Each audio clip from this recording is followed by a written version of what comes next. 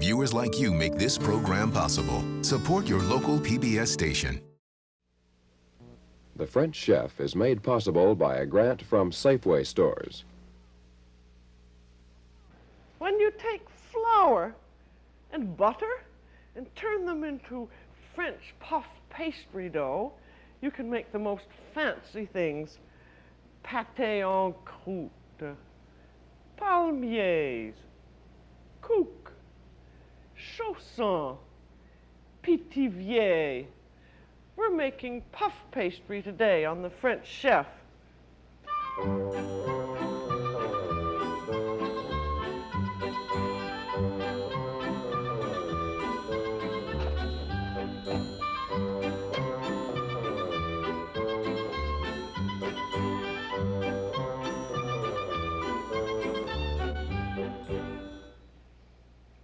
Welcome to the French Chef. I'm Julia Child. Today we are making French puff pastry, Pate Feuilletee. I think it's the most famous pastry dough that there is, and you can use it for hundreds of things and all throughout the menu. You can make, for instance, these little cheese or meat pastry cases called chausson, or you can make it into a meat or cheese pâté, or for dessert you can make one of these lovely almond creams called appétit, and you have cookies like the little palmier and this little caramelized cook. And these are just only a few of the things that you can make out of puff pastry. Though I think puff pastry is something that scares a lot of people to death because they've heard so many awful things about it, or else they've tried it and they haven't been successful with it. But I think that if you have an explanation of how it works and why, that you've got sort of half of the battle won. So we're going to start right in on it from the beginning. We have here a piece of just plain pastry dough, which I'm going to now put in the oven. And what it is are very, very fine leaves of pastry which are separated by very, very fine layers of butter. And in that 1/2 inch piece, there are 730 dough layers, according to my figuring. Somebody might have a different idea about it, but it's at least 730. So we're going to make it out of American all-purpose flour. And this, I've used the ordinary all-purpose flour, and I haven't found it's been very successful. And then I've just tried this new granular flour, which it feels sort of sandy, or like very, very finely ground cornmeal. And I found the most successful puff pastry was made with that. And so we're going to take 3 cups of it. You don't have to sift this flour at all. You just take it from the cup and level it by shaking it off, and each cup weighs about 4½ ounces. So I'm going to take 3 cups of granular flour, and that makes about 14 ounces. And then I'm going to take 1/3 cup of just ordinary tasteless solid oil and pour it right into it, and then stir it up with a rubber spatula until it all gets well mixed. You can use, if you're using ordinary all-purpose flour, you can do just the same thing. The point is with American flour is quite different in action than French flour, because French flour is soft wheat and most American flours are hard wheat. So you have to use a slightly different system than the classic French one, and if you want a pastry that's going to have the tender quality it should. And now we have our 3 cups of flour and our 1/3 cup of oil, and then we're going to have 3/4 of a cup of cold water, into which I'm going to dissolve 1½ tablespoons of salt. You always want to get your salt dissolved in the water before you start mixing things up, and then you have all the salt in your pastry. And then you just pour the water into the flour and stir it up some more with the rubber spatula. And what this preliminary dough is called a détrempe. And you want to be careful making this in that you want it to be a firm dough that just holds together. And then after you've mixed it with your rubber spatula, squeeze it with your hands. And with this new granular flour, it feels awfully funny when you first pick it up because it still feels sort of sandy. But then as soon as it gets properly mixed, and then it feels exactly like ordinary dough.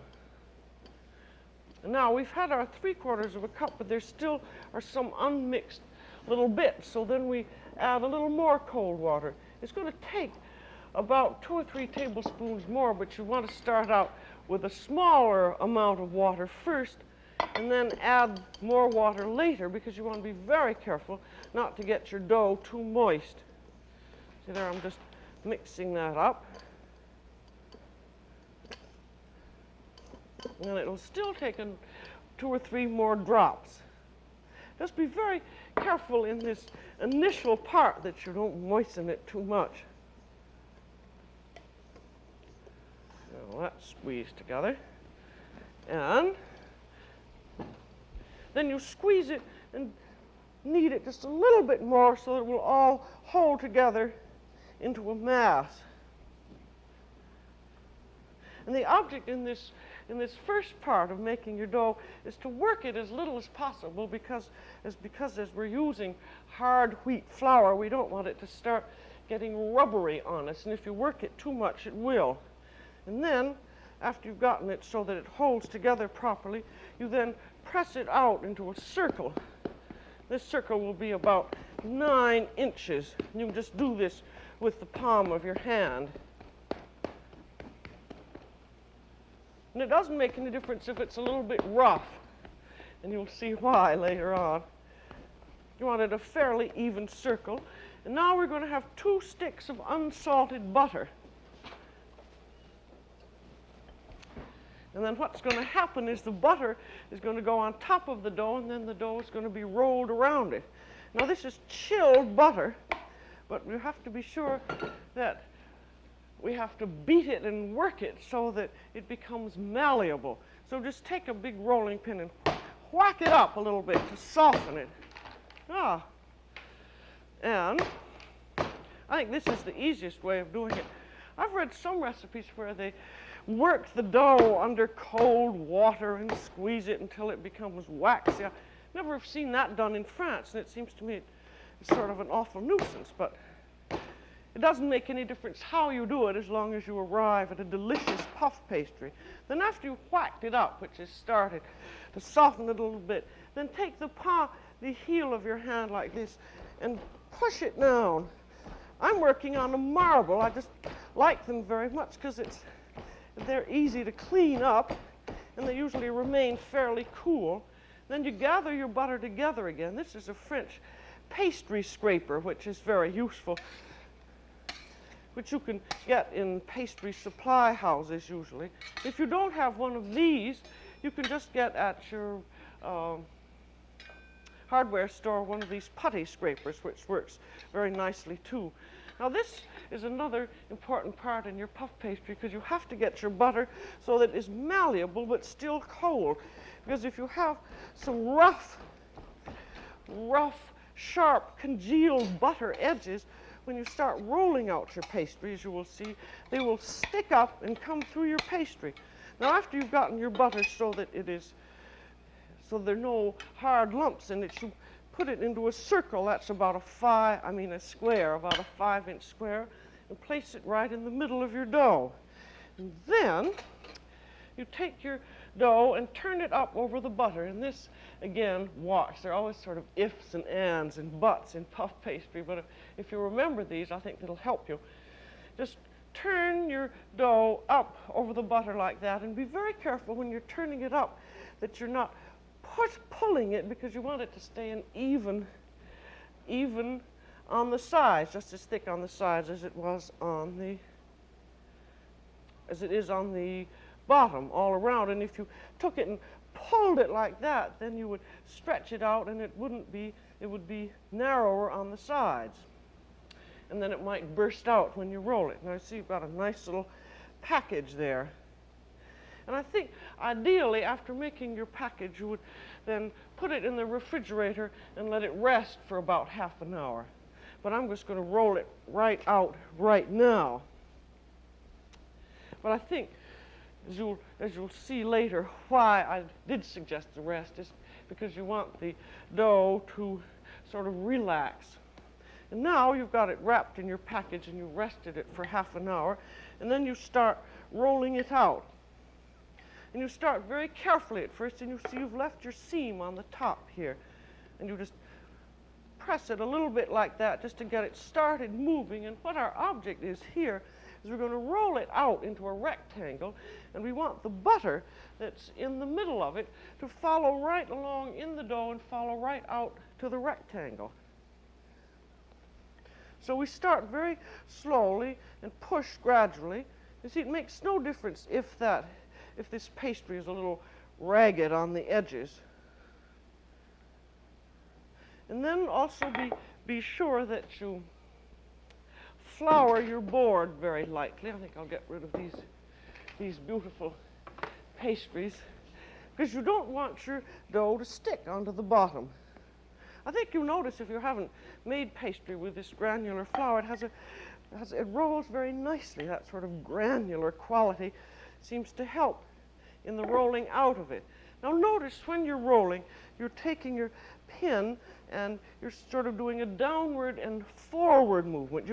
If you roll straight down like that, you'd make a big ledge in your pastry, but you just want to roll it sort of rapidly but firmly out and try and keep it into as neat a rectangle as possible, and you roll until you just see the butter showing through. And the first roll is usually not very long. And then, now this is how you get your layers.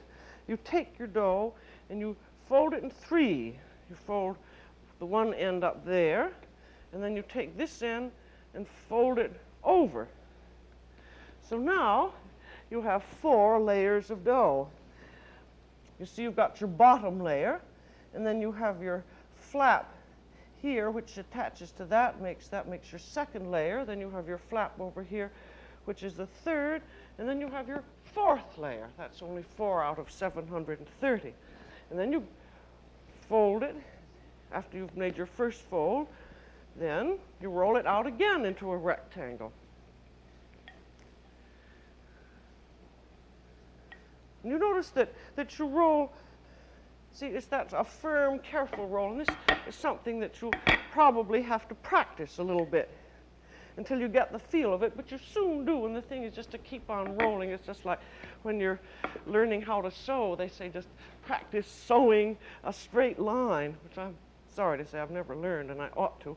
Now you roll it up, fold it again in thirds, and then fold it again in thirds, like that, and then you wrap it in wax paper.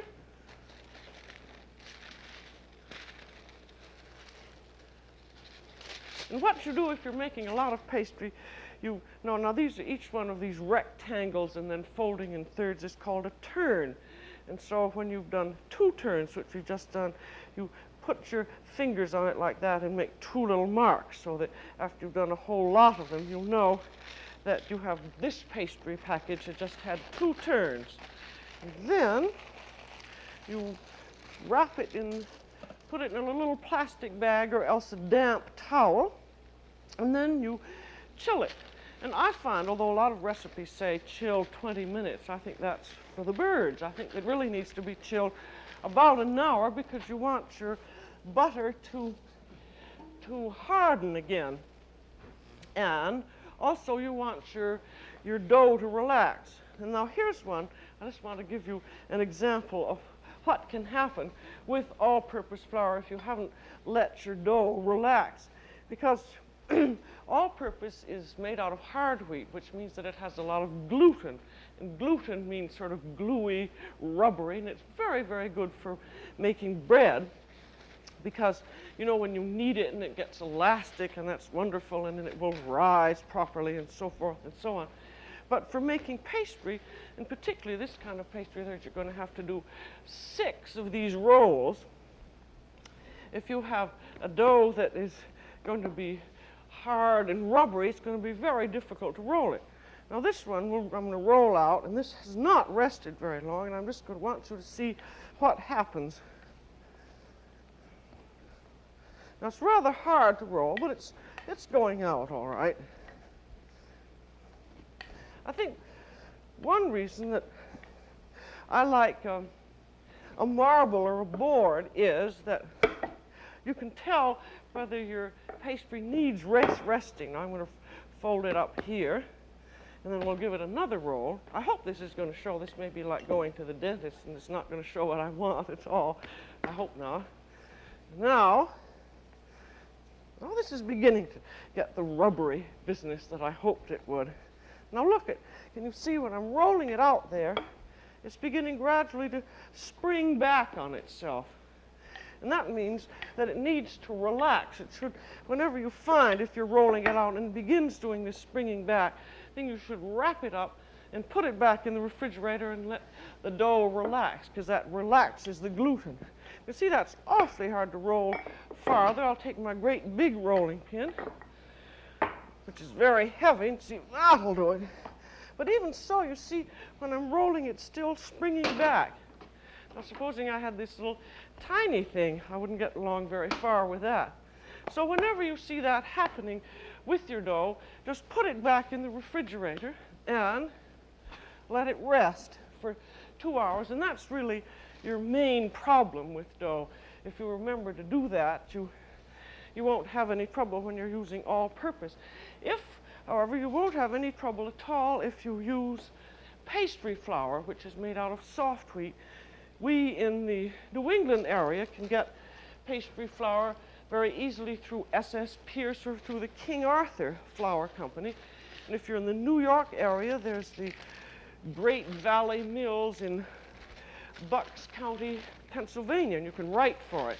But all the big flour distributors have it no matter where you live, and you can just ask your grocery store to send for it in 100-pound bags, and if there are enough people who are interested in getting it, you can all have pastry flour, and you'll have a much easier puff pastry. Now here we have a dough which has been rolled and rested, and it's had 6 rolls. You'll see these little finger marks here. There's 1, 2, 4, 6. And so it's now ready to roll out, and we're going to make a Roquefort cheese feuilletee with it. So we'll just roll her out. Actually, I like this big rolling pin because it does a lot of the work for me. We're not going to need that much, so I'm just going to cut it in half. What I'm going to do is to roll it out into 2 long rectangles, so it's going to turn out just like that pastry that we saw in the beginning, that pate en croûte. And always remember, when you're working with your pastry, if you want it, say, in a rectangle, to just roll evenly and carefully, and then it will always do what you like. If you bend too much on one side of it, you'll have part of it going out this way. And this is purely just a matter of practice. Now I'm going to make 2 strips. I'm going to make one for the top and one for the bottom. So the bottom one's going to be a little wider. So I'll just cut it down. As a matter of fact, I think I'll cut it with one of these wheels. There's a wheel I got at my supermarket yesterday, and there's a ravioli wheel with those little teeth on it. And that's very useful. And then I'll put this aside. And then this I want to roll out thinner, because when you're using puff pastry in this kind of a thing, you want the bottom to be thin so it will cook more quickly and not be soggy. So that. Another thing, if you're first starting out on puff pastry, be sure to keep everything cold, because you see there's an awful lot of butter in this, and if you're working on a very hot day, the dough gets so soft, you just can't do anything with it at all.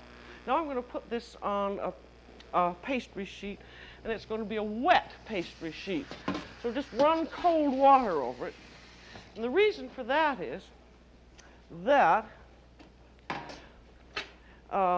you want the pastry to stick on it, because all of these layers, if they're going to rise, they have to have a footing to rise on. So now we lay that on our wet pastry plat and just spread it out a little bit. And then I've got some Roquefort cheese. We were over in Europe last summer, and we went to the city, or the little town of Roquefort, where the cheese comes from. And they had a feuilletee of Roquefort, and I thought it was so good. The chef wouldn't give me the recipe, wouldn't even let me come and see how he made his puff pastry. But I think this is about the way he made it. Anyway, it's awfully good. And if you don't, well, you can use a good Danish blue cheese rather than Roquefort. So you have that right, you see, in the middle there. And then put on a little bit of very thick cream sauce on the top. Now, one thing I guess I forgot to say is after you've made your 6 turns, you want to let your pastry rest for a good 2 hours before you try rolling it out. Because though you can make the turns, you can make the turns with an hour rest in between, then if you don't give it a 2-hour rest, it's that rubbery quality, and then you won't be able to roll it out thinly. And now you turn the bottom up, and you turn the other end up, and then you turn these sides over.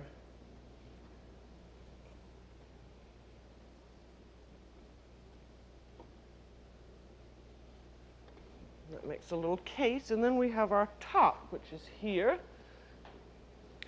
And I think that should possibly be rolled out a little bit. It's beginning to soften up. Really, I think it's more sensible after I'd rolled out this piece to flour it lightly and put it back in the refrigerator, because as you can see, it's getting quite soft, and if it got much softer, it would be difficult to handle. Now, I forgot to tell you that when you're going to add 2 pieces of pastry together, you have to paint the bottom one with just plain water.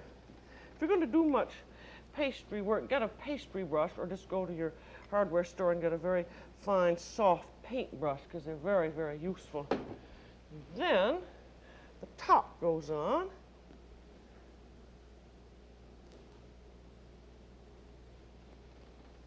Then I'll take my little wheel and cut that off again here. Then you can save all of your scraps. When we do another puff pastry show, we'll go into what to do with the leftovers. And then you want to take your fingers and pinch it all along. You want to be sure when you're doing anything with a case like this that you have your 2 pieces of pastry well sealed together, or possibly when it gets into the oven, it'll spring apart. And then take a fork and push it down a little bit like that too. Because it's just a terrible thing if you get the pastry in the oven and then it all looks as though it were browning and puffing nicely, and then suddenly everything begins oozing out the side. And there's just really nothing you can do but, I mean, sort of collect the filling that has come out and try and put it back in after it's been cooked. And now, after, when you're making your pastry with all-purpose or this granular flour, after you have your little feuilletee all arranged, then again you have to let it rest, because you have that problem of the gluten again, which is rubber. You noticed when I rolled out that one piece how it sprang back again. Now, after you've rolled out this again and set it on here, if you put it in the oven right away, the pastry would again retract, and then you'd have that problem of the inside coming out. So after you've finished this, then cover it with a piece of wax paper and then a damp cloth, and put it in the refrigerator for about an hour, and then bake it. And then and you can leave it in the refrigerator overnight. It rises just as well. And then, just before you're ready to bake it, you take 1 egg, which has been beaten with 1 teaspoon of water, and you paint it all over. You want to be very careful that you don't let the egg glaze fall down onto the pastry sheet because the egg, of course, is rather like glue, and that could glue your puff pastry onto the sheet so it wouldn't rise. And the glaze is what gives it a lovely sort of brilliant golden color. And then when you're finished with your egg glaze, just take a fork and make little marks in it like this. And that also helps give you a more beautiful brown glaze. But when you've gotten your egg glaze done, then you should bake it right away, because if you don't, the egg glaze hardens up and can prevent your pastry from rising. And now with this feuilletee or roquefort, you can use this either as a first course, or it's very nice as a luncheon or a supper dish, in which you would serve it with just a green salad and a nice white wine. And so now we're going to take a look at the puff pastry we just put into the oven and see if it's done anything. See, now that has risen a little bit. Take off my towel if I can get it off. I can't get it. And that's browning nicely, and that went in at this Roquefort feuilletee that we have would go in at a 450-degree oven, and then after about 20 minutes, when it had puffed up and begun to brown, then you turn your oven down to 350, and then it will take about 40 minutes in all to cook. And now here's one that has been cooked. And I'm going to cut it and let you see how it looks. And now before I cut it, I want to go over the proportions. This is for forming that first dough, the détente. 1/3 cup salad oil, 3 cups granular all-purpose flour, 2 teaspoons salt dissolved in 3/4 cup cold water, a little more water if needed. After you chill this détente, you then make your package with 2 sticks of cold unsalted butter. And now let's take a look at our feuilletee and see how it is. If you've never eaten homemade puff pastry before, you'll be absolutely amazed at how light and lovely it is. Now, you can see how that looks myself. Can you see those flaky little layers there? And there's your cheese filling down there. But you can see why you want your bottom crust to be very, very, very thin, because if it's too thick, then the bottom crust doesn't quite cook through. It's still very good, but this is just a lovely thing to eat. Now, if you haven't ever dared making puff pastry before, I hope that this small demonstration will give you the courage to go ahead and do it. You just have to make it quite often, and then you'll finally get it. So that's all for today on The French Chef. This is Julia Child. Bon appétit.